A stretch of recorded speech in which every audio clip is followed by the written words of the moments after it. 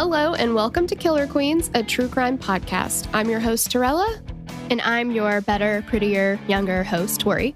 We're sisters who are obsessed with true crime. And love gal-palin with you about cases. You can expect the occasional curse word, lots of Friends quotes, and all the 90s nostalgia. To get in on the conversation, check us out at killerqueenspodcast.com. You can also find us on Instagram and Facebook at Killer Queens Podcast, and we're on YouTube at Killer Queens, a true crime podcast. Okay, y'all, grab your Capri Suns or your Surge, and let's talk about some true crime. Hey, you guys. Hey, guys. Welcome back to Killer Queens. Woo-woo. Woo-woo. We got a serial killer for you today. Fucking dick. I know. You know? Yeah, definitely. No getting around it. No, safe to say. But before we get into it, let's thank some people who requested this case. Sure. Yeah, thank you to Ellen, Alex Lewis, Richard Gontar Sturfy. Mm-hmm. And thanks to Mark for writing it up. Yes, absolutely. Yay. Throughout the 70s and into the early 80s, Robert Hansen was able to kidnap and murder several women from the 4th Avenue district of Anchorage, Alaska. The Butcher Baker, as he would be known. We got to come up with something. Yeah, got to come up with something better than that. That will take the wind right out of his sails here. He took women out to the remote wilderness and would hunt them like wild animals. And it wasn't until one of his victims escaped that Hansen was even on the radar of investigators and eventually captured. Okay, we do have some trigger warnings. We've got murder, kidnapping, rape, and gun violence. Yeah, so we just want to let you know about that. Go ahead and start thinking of other serial killer names than Butcher Baker. Yeah. Like, because he was a baker, so okay, I get that. But, I mean, we need something that's going to, really bring him down a few notches because we've never been fans of, like, a kind of, I don't want to say cool, but you know what I mean? Like, something that sounds good. Yeah, I mean, it kind of, like, romanticizes it, and there's definitely people who, they want the fame of doing awful stuff. Right. Exactly. Like, if your name is going to be like the Bucktooth Baker, then, not saying that that's what he looked like, but just like, that's probably not as cool as the Butcher Baker. Right. Yeah. The fucking idiot. I don't know. I'll think of something. We need a little time, but we'll think of something. You think of something too. Let us know. Yes, absolutely. All right. So let's go to Alaska, shall we? Let's shall. Alaska, sometimes called the last frontier or the land of the midnight sun, is a vast frontier in the Northwest that is known to outdoorsmen and women as paradise. The sprawling woods give ample opportunities for hunting, fishing, and just generally enjoying all of the beauty that the world has to offer, and it's untouched by man and civilization. At its narrowest distance, mainland Alaska sits just 55 miles from Russia. Wow. That's so close, I did not realize. Mm-mm. They're separated by the Bering Strait, and that's a stretch of sea that can be treacherous for those who underestimate it, and it is predominantly where the Deadliest Catch on the Discovery Channel is filmed. Ooh. I've seen some of that show, and you can kiss your ass goodbye if you're not ready for it. Yep, your ass is grass and the Bering Strait is the lawnmower. Exactly, yes. There are estimated to be over 100 volcanoes and volcanic fields in Alaska, but a U.S. geological study showed that there have only been 1 or 2 eruptions since the start of the 1900s. There are more than 3,000 rivers. There are over 3 million lakes scattered across the state. Wow. That's a whole lot of water. In Barrow, Alaska, during the summers, the residents have around 80 days of sunlight, and in the winters, 65 plus days without the sun. I literally could not live like that. I could not either. Like, it would be hard on the mental health. Like, people who can do it, it's incredible. Because even here, just like from January to March, I have a really hard time because it's just like friggin' gloomy. I mean, we still have sunlight. It's just gloomy. Yeah. And you want to go to bed at 4 p.m. because that's when the sun goes down. So, yeah. Ugh. Alaska offers some people the opportunity to just escape from their problems or from society. And one person was Chris McCandless. Chris was the subject of the book Into the Wild, which was later made into a movie starring Emil Hirsch. That movie is amazing, but it is heavy as hell. After graduating from Emory University, Chris became an adventurer. He nicknamed himself Alexander Supertramp, and he hitchhiked to Alaska. Once he was there, he went into the Alaskan bush in April of 1992. He didn't have a ton of supplies. He decided he wanted to live off of the land. While he was out there, he found an abandoned bus that he used as a shelter, and he didn't have the proper supplies, right? So he wasn't able to sustain himself. In September of 1992, a hunter was out and came upon the bus Chris called home. And when he looked inside, he found Chris's body extremely malnourished, weighing only 67 pounds. Jeez. April to September. That is the shortest amount of time to perish. You know what I mean? Like, he had these big plans of living off the land, and he lasted, all of 5 months? I know. That's like, yeah. I mean, it's like he immediately just went without everything he needed to live. Like, yeah, that's a shock to the system at the very least. His official cause of death was recorded as starvation, and Chris's story is just one of many stories that illustrate the harsh, unforgiving environment in Alaska. Anchorage, not the capital of Alaska, totally know that. Knew that before we even started this. I knew it. It's by far its most populated city, and it's got around 280,000 people. The second largest city is the capital, Juneau, around 32,000. Big difference, though. A very big difference, yes. In Anchorage in the 70s, 4th Avenue was considered to be the, quote, shady or red light district. And that's where the strip clubs were located, as well as the, quote, no-tell motels, which these motels charged by the hour. They did not charge by the night. There was also a thriving market for drug dealers and sex workers. Police described a triangle area between Anchorage, Hawaii, and California. And the triangle was the route the women would be moved around throughout, many forced into sex work. Because of these movements, when someone would go missing, there was generally very little thought given to where they went. It was like assumed that they just made their way to another town, sometimes by choice, but most of the time by force. But like, who cares? Right. They're like, well, it's just the triangle. I mean, maybe they wanted to, probably they didn't, but not my problem anymore. Right, exactly. And I mean, look at who they are. Who cares about sex workers? Yeah. And I'm saying that completely sarcastically because everyone deserves to be found. Everyone deserves to be cared about. Exactly. In July of 1980, workers for a local power plant were out in a remote area doing some work on power lines. As they were walking along the small road, it's not really even a road, it's kind of more like a trail that was big enough to get a car down it, they stumbled upon what looked like a body. Immediately, the workers radioed it in and the police were dispatched to check it out. Once they arrived, investigators knew they were going to have an extremely difficult time making an identification. Not only is the Alaskan bush unforgiving because of the terrain and the weather, but wildlife is also a factor. They discovered that the body had been essentially eaten by wild animals and they didn't have much to work with. They assessed that the body belonged to a female because of the tattered clothing and boots they found buried in the shallow grave. They said they immediately suspected that she was a sex worker because of the style of clothing they found. So I'm assuming they found Julia Roberts' outfit from Pretty Woman. Right. Yeah. That's how you know, right?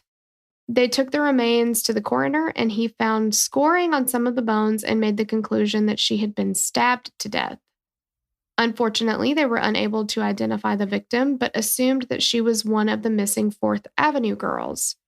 Her body was found in the Eklutna region outside of Anchorage, which led investigators to name her Eklutna Annie. They brought in a specialist to do facial reconstruction with the skull and plastered photos of that all over the place. No one has recognized the face, and to this day, Eklutna Annie's true identity is unknown.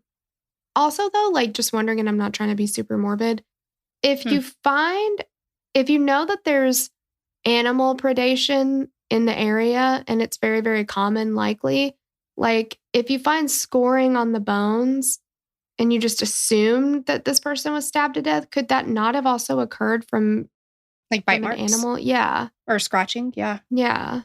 Like, yeah, I was kind of surprised by that information as well. Yeah, like, just like, well, probably this. Like, you don't really know that. No, not really. Especially if she is linked to this person, and that's probably not how she died. Right. Because that's not his MO, but... Yeah. Also in July of 1980, there was a body found in a gravel pit near Seward, Alaska, about 150 miles south of Eklutna. Some highway maintenance workers were there when they were digging through the gravel. After digging for a bit, they discovered a body and called the police. When the police arrived, they discovered that there was a bear there eating the body. Dear God. Right? The police killed the bear and retrieved the contents of its stomach. That seems, I don't know. Okay, hear me out here. That bear's just out there doing bear shit. Like, the bear is literally in its own living room. Yeah. And he, I'm sure, was like, yes, didn't have to kill this. Can totally just... Now, I understand. I understand that he is eating a dead body that is now a crime scene and evidence. I totally get it. I get it. Yeah. Makes me sad, though, that they had to kill the bear because, again, the bear's just doing bear stuff. Well, yeah. And what are you going to find? Like, if you're looking for like DNA evidence or whatever, isn't that going to be degraded by like stomach acid and, like. Unless the bear ate like jewelry or, I don't know. Yeah. I don't know. But it seems kind of counterproductive. Like, I don't know what they were going to get from that. Yeah. And again, it's not if the bear had mauled the person. Okay, fine. Mm-hmm. Didn't happen though. So I don't know. Even so, I mean, like, shit, that's where the bear lives. I know. It just makes me sad. But I mean, I'm talking to someone who you've been known to kill a spider outside. I try not to, well. That's his living room, Torella.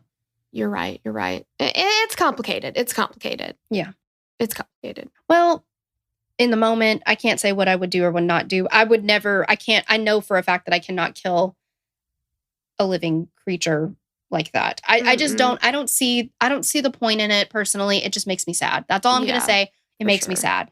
And I don't know. I mean, I know in a lot of different areas, there are different animals that are like overpopulated and stuff like that. Like, I don't know what all is going on up there with the bears. I'm just saying, yeah, it sucks. Because again, to me, it doesn't sound like the bear was doing anything other than what bears do.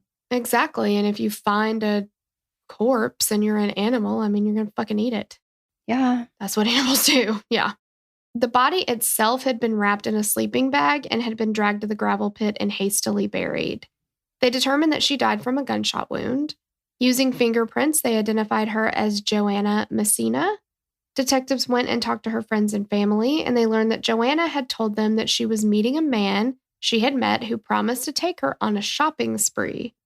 No one knew his identity, though, and nobody ever saw him. And after she went to meet him, she never returned. What an a-hole, promising this poor woman a shopping spree. Your ass would have been in the car in a heartbeat. I love shopping. Exactly.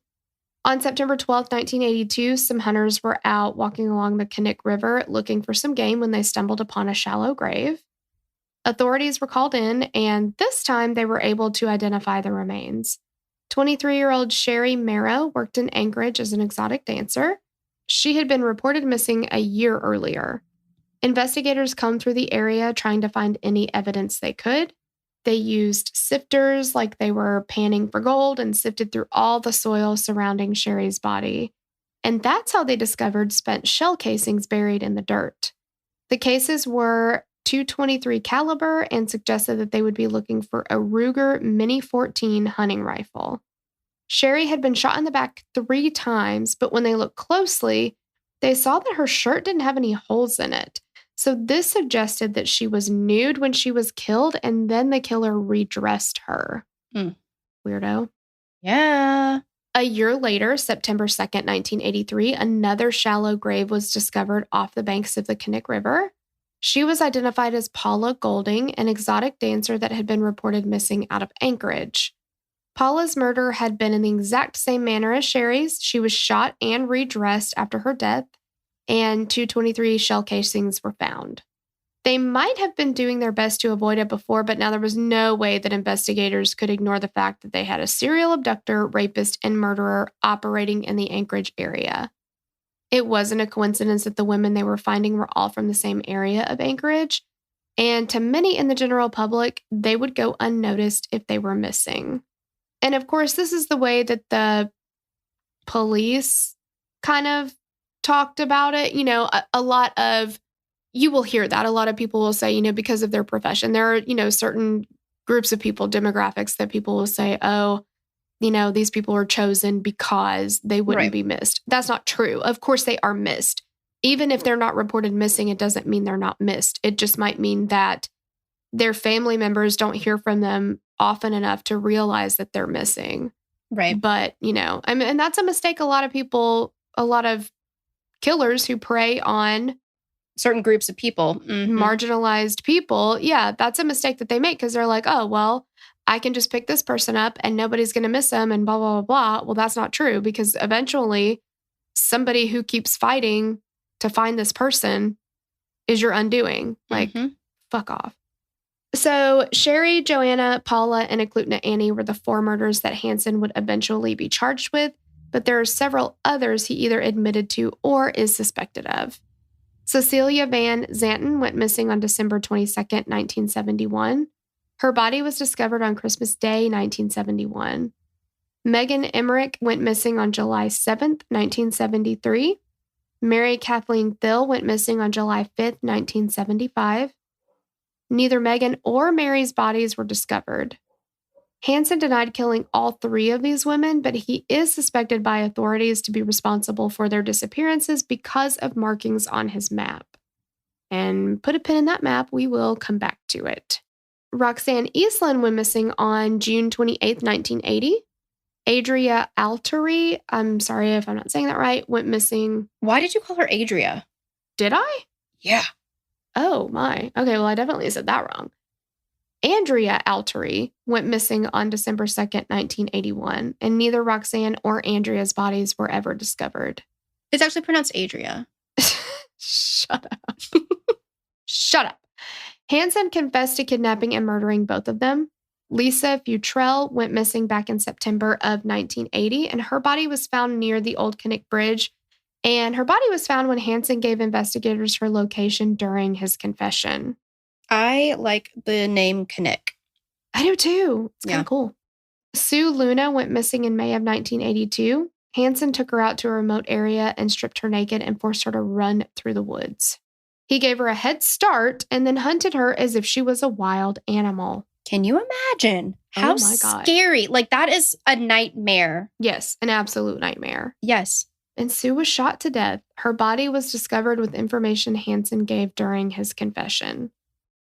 It's unknown when Robin Pelkey went missing, but it's known that she was killed in January of 1983. Her body was discovered in April of 1984 with information from Hansen's confession. Originally, Robin was called Horseshoe Harriet because her identity was unknown. I don't cool like that. Oh. It sounds like something from the Wild West days. Yeah. But I love, we do it every time. We do. Like, do you have to have alliteration though? Like, yes. Horseshoe Harriet? Like, is the area she was found in like called Horseshoe or something? Like, well, she was called that because it sounds good to get, I don't know another way to say it. Horseshoe Evelyn, that doesn't sound as good. Well, it doesn't. See? I don't like it. Go ahead. There's some people you meet, you just don't like them. You don't know why. This is one of those things. Just the name Horseshoe Harriet. You've met her. You don't like it. I don't like it. I don't like it. Okay. It's Robin. I mean, I get that they didn't know that then, but still. In October of 2021, Robin was identified via forensic genealogy.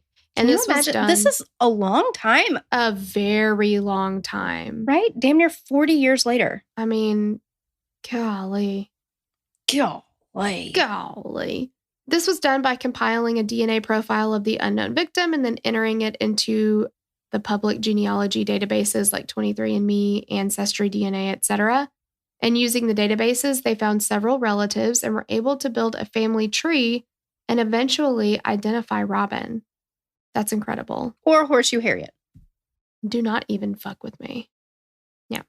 Delynn Frey was discovered on August 20th, 1985 by an airline pilot who was out testing tires near a Kinnick River sandbar. Malay? Yeah, Malay? I don't know. Okay. Malay Larson, Teresa Watson, Angela Fettern, and Tamara Peterson were all discovered in April of 1984 with information given by Hansen during his confession. That's what I don't like about serial killer cases. Like, I understand that there's like, we can learn a lot about like how they operate, how they think and things like that. It just, I don't know, it just kills me because it's like you have so many, you just have to like read off names and And in in sometimes this case, we don't know a lot about the victims. See, that's what I was about to say. In this case, we just don't know much. Yeah. So we've given everything that we have found to give, but yeah. I mean, you're absolutely right. It's right. I know you're right. In June of 1983, 19-year-old Cindy Paulson got into the vehicle with a prospective customer. Cindy was a sex worker in Anchorage, and as they drove, they talked and agreed on terms. And when it came time for the transaction to take place, the man pulled out a gun and told Cindy that if she did what he said, he wouldn't kill her. Okay. Yeah. Totally believe you dumb bitch. Mm-hmm. So Cindy said the man was a smaller man who appeared to be extremely nervous and he had a stammer. His face had pockmarks, which would have been from acne when he was younger. So he has the gun pointed at her.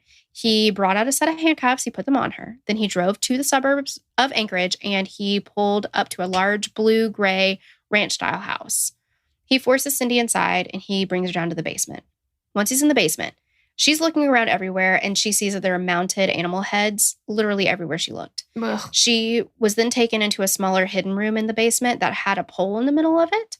She was handcuffed to the pole, and for hours that followed, she was repeatedly raped and sodomized.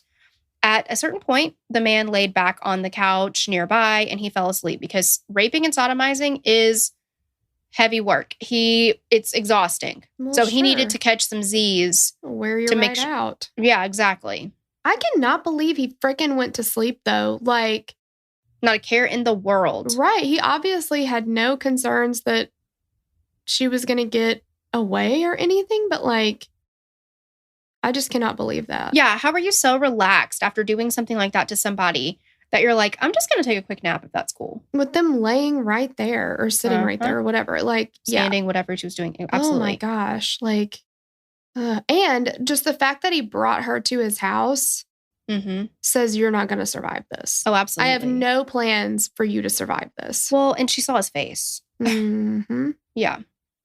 A few hours later, he woke up and he made Cindy get dressed. And once she was dressed, he forced her into his vehicle and drove to Merrill Field Airport, which was a small aircraft or airfield used by local pilots with smaller aircraft.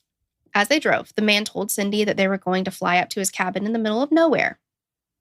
That's got to make you feel safe, not scared for your life at all. Like, can we not, though, and say we did? I don't like that idea. Really don't want to do that. He also bragged about having taken many women up there for, quote unquote, for fun. Okay. For fun for who? Yeah, exactly. Who's the one having fun here? They arrived at the airfield and parked next to a small blue and white plane, and the man began to unload things from his car into the plane, and that's when Cindy saw her chance. And good God in heaven, the bravery that she exhibited. Gosh. When the man was walking away from his vehicle towards the plane, she pushed her way through the driver's side door and she ran towards the road. And as she ran, she heard him shouting, quote, "Stop, you bitch, stop or I'll kill you." She didn't stop. No, thank God. I know. And she eventually reached the road. Once she was there, she saw the headlights of a truck and she ran towards it. The driver of the truck was on his way to work for that day, and it was around 5 a.m. And thank God in heaven he was there when he was. Yes, because this is also like, it seemed like it was a kind of well, it has to be like a rural-y type of area. So it's not like a super busy highway that she's going to run out onto, you know? Like, she's very lucky that there was somebody there, and because it's super early. So the man saw Cindy running towards his truck in handcuffs, and he slams on his brakes, and he said that he saw a man chasing, but as soon as the man saw the truck, he RUN an OFT. Yep. The police were called and Cindy was taken to the hospital for an examination. They found vaginal bruising and shackle marks around her neck and wrists, corroborating her story of being abducted. She was then taken to Anchorage Police Headquarters to be interviewed. Cindy managed to give the police detailed descriptions of her attacker's house, his car, plane, and what he looked like. They returned to the airfield with Cindy. I can't imagine how traumatic that would have been for her because, oh my gosh. Right? And she pointed out the plane the man took her to. They ran the tail number and it came back to 44-year-old Robert Hansen. So, Torella, will you please tell us who the actual F Robert Hansen was? No, thank you. Okay. Yeah, I don't want to talk about him. So Never mind. Okay, bye. All right, I guess I'll do it. Okay, great. Robert Hansen was born in February of 1939 in Esterville, Iowa. Growing up, Hansen's family owned and ran a local bakery. His father, a Danish immigrant, was a strict disciplinarian, and throughout his childhood and into his adolescence, his father would punish him for any slight infraction. And from an early age, he was forced to work long hours in the family business. Even though he worked hard for them, his parents considered him to be a disappointment. Just like you. Oh, okay. You are coming for me today. I am coming for you today. And I actually think you pronounced the name of the town wrong. Why? It's Chesterton-Fieldville. Oh, yeah. I missed a Chesterton-Field. Yes. Yeah, Bill. Yeah. Mm-hmm. As he was growing up, once it became apparent that he was left-hand dominant, his parents started to force him to use his right hand when he did anything. And if they caught him writing with his left hand, he would face discipline. They said that being a lefty was a, quote, deviance. I don't like this. Is this triggering for you? It's incredibly triggering for me. And the reason why I came for you, just this last paragraph, is because I figured you were going to come for me. Well. And my left-handedness. It's not right. You know? It's not very Christian-like to be left-handed. I don't know, right? What is wrong with people? Like, look, you're left-handed, okay? You were just born that way. Your handwriting is always going to look like garbled shit. I'm never going to color inside of the lions. Exactly. No. You're always going to be covered in ink because your hand's going to run right over top of it. But that's just life. Do I wish that I was right-handed? Absolutely. Every day I wish you were. Yeah. Oh, you do. Yep. Okay, great. My feelings aren't important here? Yeah. No, they're not important. But the thing is, and this is going to turn into some sort of PSA for how hard it is for left-handed people. But spiral notebooks, absolutely not. 3-ring notebooks, can't write in those. Desks in schools that have the armrest for only right-handed people. The list goes on and on. Yeah, but don't be lazy. Just don't rest your hand. I mean, hold your hand up. God. That's easy for you to say because you've had the privilege of being right-handed. I don't think you understand the plight of being left-handed. And I don't appreciate being called a deviance by his parents or you. I have beautiful handwriting. It's beautiful. I don't know about that. It's beautiful. Ugh, whatever. Keep going. Whatever. Ugh. This helped instill in him an overall feeling that he was born wrong and lacking. Don't. People are horrible. Just horrible. Like, this guy turned out to be a friggin' douchebag, but this is not okay to do to children. No, and here's what I was talking to a friend about yesterday. I can feel terrible and awful for the child that had to endure this because nobody should. That is god-awful. I can, however, hate the adult that he became, but I can feel terrible for that child that had to go through something like that because his parents, not only in the left-handed aspect, made him feel like he was less than and lacking, born wrong. They did it in all aspects of his life. Yeah. His job that they forced him to work at, school, I'm sure. You know, like there was nothing that he could get right. No. And like this treatment, like he ended up developing that stutter. I mean, he just like had absolutely no confidence at all. Understandably so. Yeah, exactly. In his teenage years, his stutter was definitely something that made him stand out, and unfortunately not in a good way. He was mocked relentlessly at school, but not only for his stutter. He was also painfully shy and had severe acne. Those are just like not good combinations for kids who are assholes. He was teased and taunted mercilessly because of this. His acne would eventually develop into pockmarks and scars on his face as he got older. When he showed any interest in a girl at school, he was usually immediately rejected.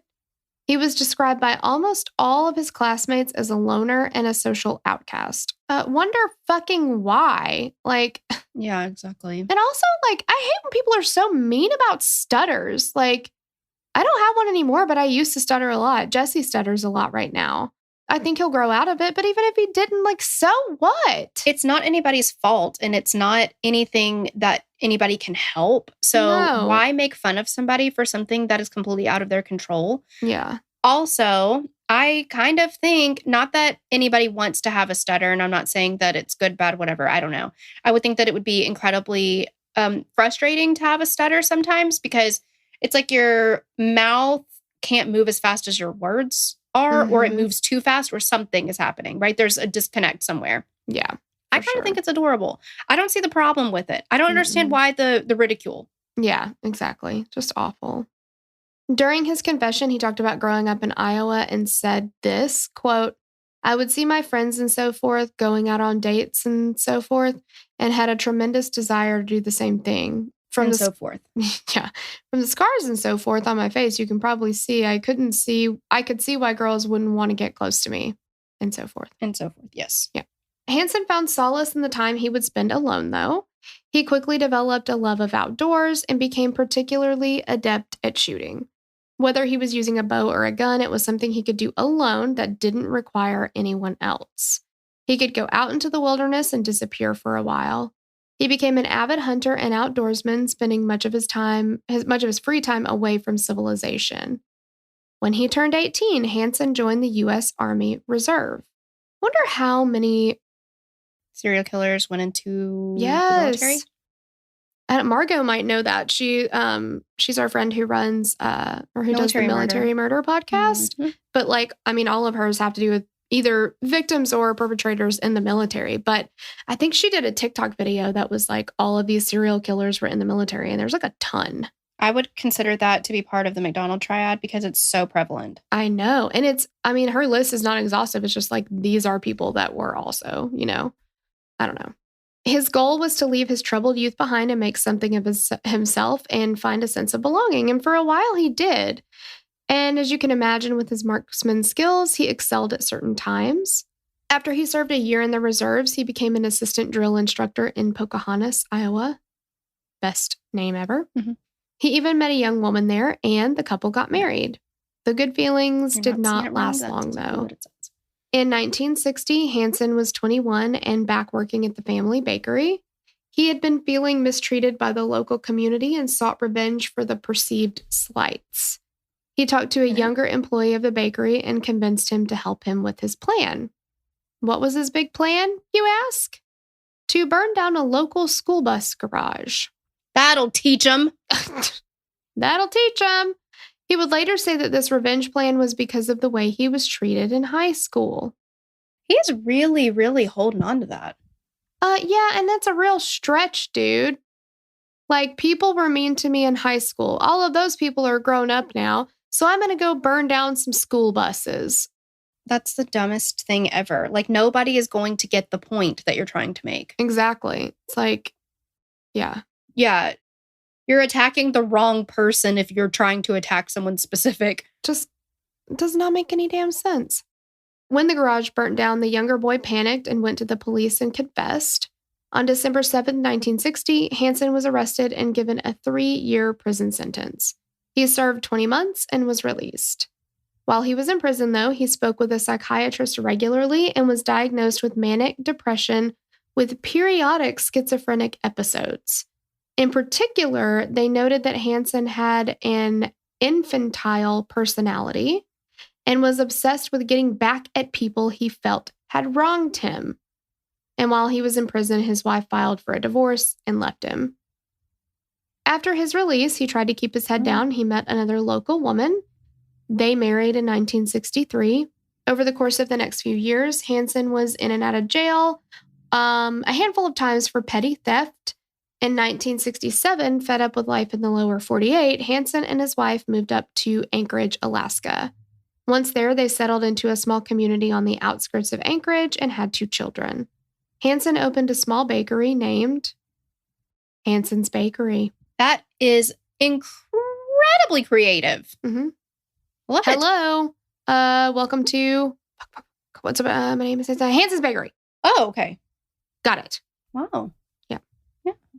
It was located just minutes from 4th Avenue in Anchorage in one direction, and in the other, just minutes from Merrill Field Airport. How did he afford his own airplane, though? I have no idea. Was it just like cheap, or like was his bakery like that successful? I don't know. Yeah. Maybe it was all of his petty thefts. He was like just saving up for a plane. I don't know. Well, that's true. Yeah, maybe. In 1972, he was arrested twice. Once he was charged with the abduction and attempted rape of a local housewife. She was able to get away from him before he could rape her. He was arrested the second time for raping a sex worker. He pleaded no contest to a charge of assault with a deadly weapon in the abduction of the housewife. And the rape charge against the sex worker was dropped as part of a plea bargain. I can't even. Get ready. He was given 5 years in prison, which is, of course, not long enough. But after only 6 months, he was placed in a work release program and let out to live in a halfway house. 6 months for abducting somebody. And attempting to rape her and then actually raping another person. Yes. Yes. And what do we, I don't have like specific numbers. I'm not a research scientist, but like every single one of the cases that we have looked at where somebody abducts and kills people, they have abducted and raped people before. They have taken people who are not theirs to take and put them in a van or put them in whatever and taken them away and done things to them. Some of them, held them for a couple days or whatever. And these people, just by the grace of God, get away from them. And they're like, I don't know. Is that really that big of a deal? Did she die though? Exactly. I don't understand how attempted and doing it is not at least close to the same sentence, because the only reason why it was attempted and not actual is because something was not in the rapist killer's favor. That's exactly. It. Something went awry. And like, if you're going to abduct people, you're going to escalate. That's going to get worse. In all these situations where people are abducting and killing women, they are abducting them without killing them first. Yeah. We have to have harsher punishments for that. Because I just don't think that that's something that like is rehabilitative. I don't either. And I know for a fact you're not going to be like, you know what? This is fine with me. I'll never get bored and tired and need more of a rush and thrill. They always continue. Yeah. And when that's how you get your sexual gratification. Yeah. Because getting your rocks off, most important thing of all times. Exactly. And like how that happens for you is how that happens for you. Like, I don't know that you can just be like, I'm going to quit being aroused by this. Yeah, exactly. Like, I don't know if there's an actual treatment for that. So, yeah. But in 1976, he was arrested again for stealing a chainsaw from a Fred Meyer's in Anchorage and was given 5 years in prison again. Okay. Thank you. Abduction, attempted rape, actual rape, but let's drop that because, he pled guilty, so it's fine. 5 years. Okay, cool. He stole a chainsaw? That's where I draw the line. Exactly. Walk him up and throw away the key. 5 years. Yep. Come on. Shortly after his sentencing, he appealed, and the Alaska Supreme Court overturned the verdict, deeming the sentence too harsh. He was released with time served. In the community, Hansen had built an image of himself as the timid, dependable, friendly guy next door, even though he'd been sent to prison for serious crimes. How do you do both? Come on. How are you like, hey, I'm just like the super sweet neighbor guy. I just got out of prison for the 3rd time, but like, don't worry about that. Yeah, and it wasn't just because I honestly think that there could be some crimes where you could still be like, I mean, he's a good guy, just kind of, shitty with, I don't know. I'm thinking specifically like marijuana charges. Yeah, because I don't see a problem with that personally. But these are really heinous crimes that he's doing. Yes. And people are still like, what a great guy. Like, they have to just not know, right? Like, they would have to not know. I mean, if they know that he went to prison, maybe, but they'd have to not know details. Yeah. Okay, so let's get back to Cindy Paulson. The police have talked to Cindy. She took them to the airfield. She pointed out Hansen's plane, right? So from there, the next step was to talk to him. But before confronting him, they looked into Hansen and they went through his past criminal offenses. They felt like the offenses there would line up with someone who would have escalated to murder. And they spoke with his, a bunch of his friends where they discovered that he was an accomplished big game hunter. And he actually owned several local records. They said that when he went out hunting, he would get the animal in his sights and he was absolutely going to hit that target. And several of the animals that he had killed were mounted in where? The basement. Basement. They went to Hansen and questioned him about what Cindy said. And they said that she accused him of kidnapping and raping her. And according to investigators, his response... Okay, guys, hang on. Open your windows. Yeah, fully torqued. Fully torqued, open the windows. This is not a crack your window situation. This is everything goes. Yep. So he said, quote, "What? You can rape a sex worker?" But the thing is, he didn't say sex worker. He said the word that we don't say. Yeah. But they can't be raped. Right. They're A, asking for it, and B, getting paid for it. So there's no way to rape anybody who's like that, right? Jeez. This fucking guy. So after that, Hansen did not dial it back. He attacked Cindy's credibility and the credibility of sex workers in general. He denied ever meeting Cindy. And the police also noticed that as they were talking to him, Hansen began to stutter. And that's what Cindy said her abductor did. He then said that his wife and kids were out of town and he spent the evening that Cindy claimed she was raped with two of his friends. He gave detectives their names and numbers. They called both friends who said that Hansen was 100% definitely with them. I hope these guys got arrested later too. Same. Which, yeah, I mean, they lied. Exactly. They falsely gave it. Yeah. Yeah. Even though his alibi checked out, detectives had an overwhelming feeling that they were lying to him. Or lying for him. So they put him under 24-hour surveillance and they waited. Hansen just went on with his life, though, and they're watching every step. 3 months go by, and the body of Paula Golding was discovered. The detectives had reached out to the FBI to try to get a profile of who they should be looking for. And guys, guess what? They came back. You guys, these FBI profilers, they got their shit together. Nailed it. Oh my Nailed gosh. it. Yes. They basically were like, I'm thinking his name is probably Robert Hansen. It rhymes with Schmobert Schmanson. Exactly. Exactly.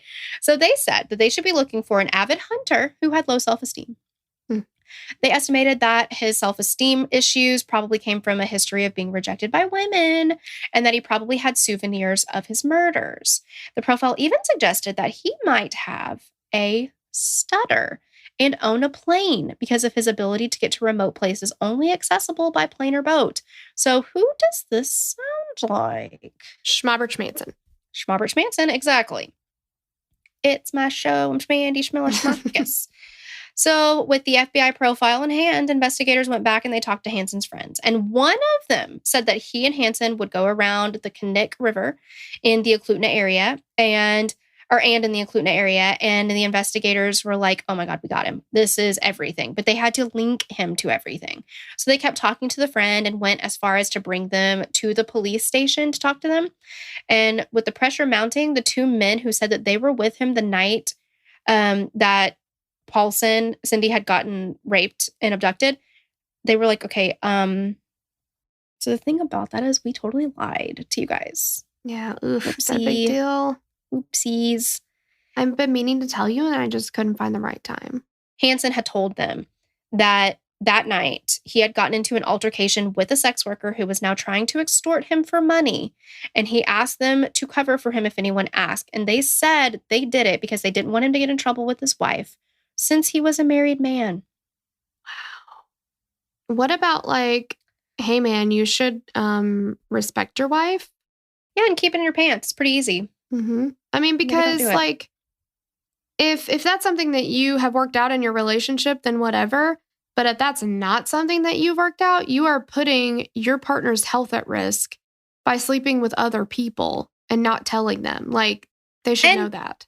That's at the very low end of the spectrum. Exactly. For, you know what I mean? Like, we're not even talking about the shit minimum, that Robert Hansen was doing, right? Exactly. It's like, okay, maybe you want to get tested because you're sticking your dick in all kinds of people. And if that's something that you guys have worked out, by all means, go for it. To each their own, consenting adults. If not, we need to talk about this. But also, I think goes without saying, don't want to have to say it, but I will. Don't fucking hunt people. Yeah. Let's not hunt people. That's not, that's not cool. But like, if you're a good friend, like, I mean, I get, you're like, oh man, I don't want to get you in trouble with your wife or whatever. But that's usually like, he had a couple more beers than we talked about, or we stayed out later than we were going to, or stupid shit like that. Like, not like, oh, well, he got into a physical altercation with a sex worker at his home while his wife and children were out of town. And now she is extorting him for money. Right. Better keep it quiet. Right. And will lie to the police so that he doesn't get in trouble with his wife. Come on. So, with this new information and his alibi completely out of the window, investigators. I've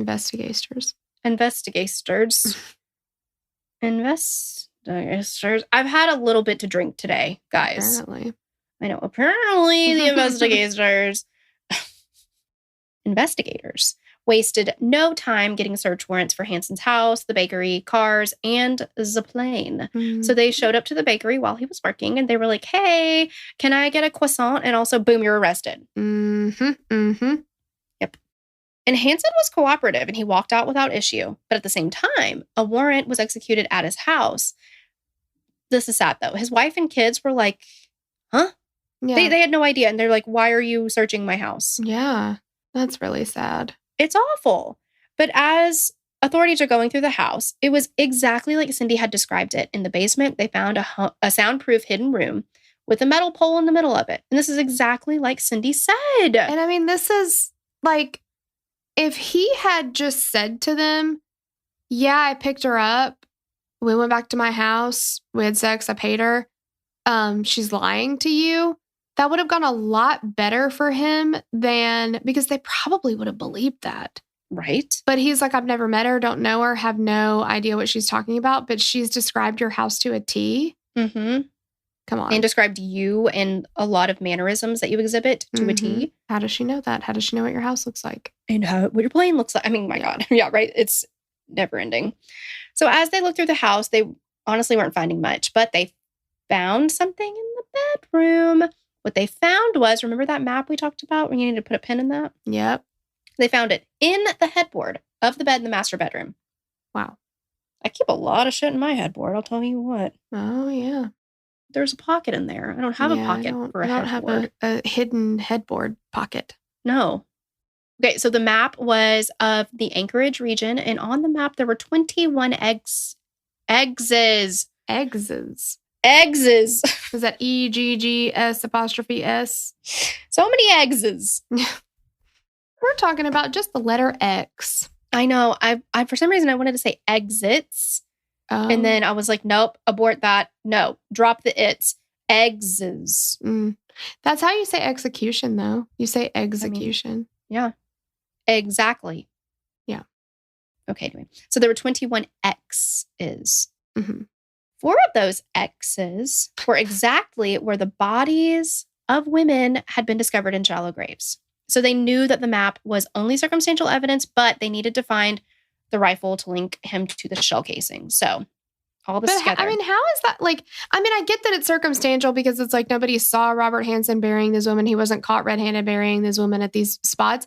But how the fuck is he going to mark 4 graves exactly? I know. Like. Yeah. I don't know. I mean, people have gotten tried and convicted for a lot less than what they already have, but they wanted a slam dunk case. And also, I'm sure they needed that too, because all these eggses are, they're presuming, yes, the eggses, presumably other grave sites. But to put an X on a map, that's not pinpointing. They don't have coordinates. So, yeah. Yeah. So they moved from the main living area to the attic, and they moved some of the insulation around, and under some of it was jewelry. And one investigator was like, why is Hansen's wife hiding her jewelry up here? Like, doesn't she have a fucking jewelry box? What a crazy... Oh, this is from the victims! What? Why did he... Dude. Why? Why? You know what? It's his choice to be just a silly little goose, okay? Yeah, like... Maybe it was a brain fart moment. I don't know. I cannot think of one woman who stores anything in the attic that she doesn't just make her husband go up and get for her when she... Like, the only thing you put in the attic is shit you're not going to need for the whole next year. And then when you need it, you have to just like ask your husband 50 times to get the fuck up in the attic because I'm not going up there because it's scary and gross. It is scary. And then sometimes, I mean, I've seen Christmas Vacation. You can fall right through it. Well, exactly. So you're not going to put your jewelry up there and be like, hang on, honey, I got to go to the attic and get my earrings. I'll be right back down. You're taking me to dinner? Let me make a trip to the attic. Like, Yep. Yeah. I'll be right back. Silly. Just go into the attic. Right. Like, no, that doesn't happen. And one of the necklaces that they found was of an arrowhead, and that matched the one that Sherry Morrow wore all of the time, never took off. Boom. So with this discovery, the police removed all of the insulation that they could, and they eventually came across the .223 caliber Ruger Mini 14 rifle. And they immediately sent it to the ballistics labs, and the results matched the shell casings found near the bodies. So now they're like, okay, we got to go talk to Hansen, this stupid ass motherfucker. So, well, I'm sorry. Yeah. And their goal, of course, is to discover the identities of each X on the map. So they wanted to bring home everybody that they could so families could bury their loved ones. And the DA spoke with Hansen for hours, and he said that the whole time Hansen had been, quote, mild-mannered Bob the Baker. I'm going to call him Boob the Baker. I hate him. He's a fucking turd. So it was almost like he was playing a game of cat and mouse, and he would give some info, then he'd backtrack and say, like, well, maybe I'm remembering things wrong. And the head DA finally snapped and said that they had his map. And he told Hansen that they were going to go out there with dogs and walk every area of every X and dig everywhere they had to in order to find everybody he left out there. And he said that they were going to prosecute him on each and every one, and he would not get away with anything. And that's when Hansen changed his entire demeanor. Everything changed. His face got beet red, and they said that his voice dropped, and he said something to the effect of, quote, dirty fucking whores. Wow. And that's when they knew they had him. And he was enraged that he was caught. Not enraged that, or not sad, not remorseful, nothing. He was just pissed that they caught him. Yeah. So they made a deal with Hansen, and they would only charge him with 4 of the murders. This is so annoying. I mean, it doesn't really matter because he got such a heavy sentence, never ever got out of prison, but it pisses me off. He killed way more women, but 4 were the only convictions that he got. So they charged him with the murders of Sherry Morrow, Joanna Messina, Eklutna Annie, and Paula Golding. He was also charged with the kidnapping and rape of Cindy Paulson, and in exchange, Hansen had to give a full confession and help investigators locate as many bodies as they could. Hansen confessed to hunting and murdering women in the wilderness of Alaska, and he talked about a value system he had that, in his eyes, there were, quote, good girls and there were, quote, bad girls, and it was okay to kill the, quote, bad girls. Okay. What constitutes a good girl? Somebody who's not a sex worker? Yeah, 100%. I also think based on his fucking skewed idea of, and who the fuck made him exactly the authority on who's a good girl and who's a bad girl? Because guess what? Making a living, doing whatever you want to with your own body. Mm-hmm. Also, sir, you're a patron of the, quote, bad girls. Absolutely. And you go a step further and take away the consent, and you fucking kill people. Yeah. Okay. Yeah, but they're bad. Got it. I cannot with the double standard and the judgment and the prejudice. I'm incensed. I would probably be a bad girl in the sense that I have tattoos and I wear crop tops and, like, who gives him the fucking right to decide who's good and who's bad? I just cannot. So he confessed to killing 17 women, and unfortunately only 14 bodies have ever been discovered. At his sentencing, Hansen pled guilty to everything. The DA said that the first words out of his mouth to the court that day were, quote, before you sits a monster. Yep. I feel like if I know anything about Hansen, which I think I do, that was more of a brag than it was. Do you know what I mean? Like, or he's still playing the victim in his own twisted mind where he's like, I'm a monster. Yeah. Like, fuck off. Hansen was sentenced to 461 years plus life without the possibility of parole. And Hansen died at the age of 75 due to natural causes from lingering health issues. Robert Hansen's story has been told or has been used as the basis for film and TV. The 2013 movie Frozen Ground with John Cusack and Nicolas Cage. That's a heavy hitting lineup there. Good cast. It tells the story of the butcher baker. And Cold Case, Criminal Minds, and Law & Order SVU have all had episodes based off Hansen as well. And should I do a spoiler for Dexter fans? I don't want people to come for me because Lord knows what happened when I talked about Schitt's Creek 4 years ago. Oh my God, I know. Okay, so listen, we're going to tell you something about the new season of Dexter. And if you do not want this information, turn it off now. Skip ahead. Yeah. Like 30 seconds or something. Yes. In Dexter, New Blood, the main antagonist, Kurt Caldwell, known as the Runaway Killer, was based on Hansen. Okay, there it is. We said it. Okay. Yeah. Right. That's it. Yeah, guys, that's it. So we got to come up with a name for him. It can't be the butcher baker. Bitch face baker. Bitch. Yes. Terrell, that was great. Thank you. Bitch tits baker. There you go. Yeah. Come up with one, because we don't like this guy. We don't want butcher baker. We don't want something to sound like. I keep thinking butcher baker candlestick maker. Yeah, of course. Yeah. That's it. Now I've got Just Around the River Bend because you happened to say Pocahontas earlier, so got it stuck in my head. That's the best song. It really is. Hey, yeah. Hey, yeah. Oh my God, I could go on and on and on. That song that the grandmother Willow sings. It'll come to me. Oh, what about in the gold? It's mine, mine, mine. Dig and dig and diggity dig and dig. I'm gonna listen. Hey, nanny, nanny, ho, nanny. I'm gonna the whole. I don't know how you remember every single fucking thing from every single fucking movie. There is nothing of actual substance. Everything that I learned in school for the however many years I don't even remember how many years I was there. Thrown it all out. Do not care. Got rid of it. Made room for only that kind of stuff. Yeah. So I'm going to watch Pocahontas later. I think that's, didn't even have to say it out loud. Not a secret. Definitely going to be listening to the soundtrack. But, I miss a time. I long for a time when Mel Gibson was not the Mel Gibson we know now. Of course. Yeah. But I also do love the fact, God, Thomas was the cutest little cartoon I've ever seen. And that was Christian Bale's voice. Was it? Oh, yeah. Did not know that. Yep. Wowzers. Anyway, thank you guys so much for hanging out with us and listening. And we'll catch you on the next episode. Bye. Bye. We'd love to hear your thoughts on this case. Connect with us on Instagram or Facebook to continue the conversation. Thanks for listening, and we will meet you back here next week. Bye! The theme song for the show is created and composed by Stephen Toby. You can find more of Stephen's work on SoundCloud. Our logo was created by Sloan Williams of Sophisticated Crayon. You can find more of her work on Etsy.